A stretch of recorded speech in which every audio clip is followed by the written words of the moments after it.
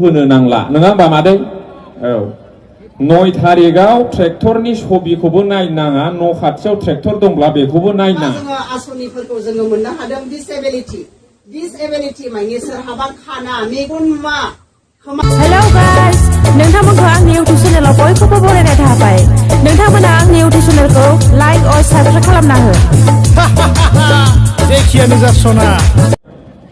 ट्रेक्टराव भटखौ होनो नांला नङा होमबा मादै औ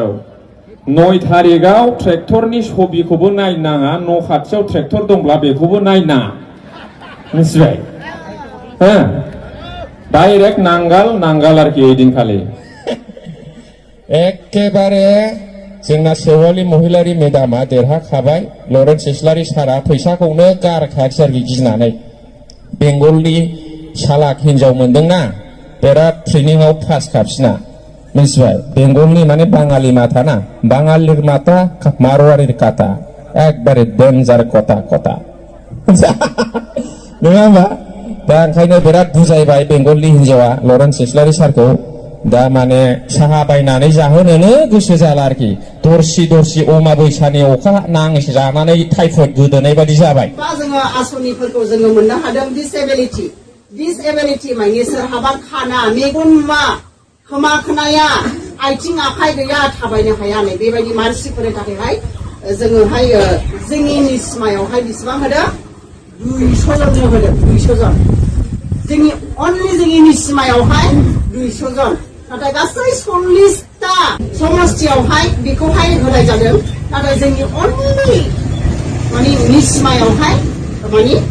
200टा होनाय जादों आरोखि 200टा होनना नायदो माबायदि आवगायाव बेफोरबायदिखौ मोनाखैमोन जों खोनाफेराखैमोन बेबायदि लेंग्रा लेंग्रि खाना फुजाफोरनो थाबायनो हायिफोरनो होनायखौ जों दिनै खोनानो मोनफेराखैमोन आरो बेबायदिनो IBS जायफोरनाखि बेफार सेफार इरि गोरिब गुन्द्रा बेफोरनि थाखायहाय जोङोहाय बहाय बेसेबां होदों जोंनि निस्मायावहाय 1250 1250 जनहाय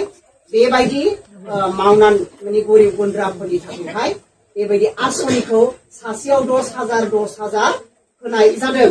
आरो बेयावहाय सिनियर सिटिजेन होनोब्ला जायफोरनाखि 60 बोसोर बारबाय 60 बोसोर 1 मास एबा सप्तासे एबा बेबायदिनो बेसेबां होदों सासेयाव 10,000 खरि 100 जन होदों जोंनि निस्मायाव 100 जनहाय होनाय जादों आरो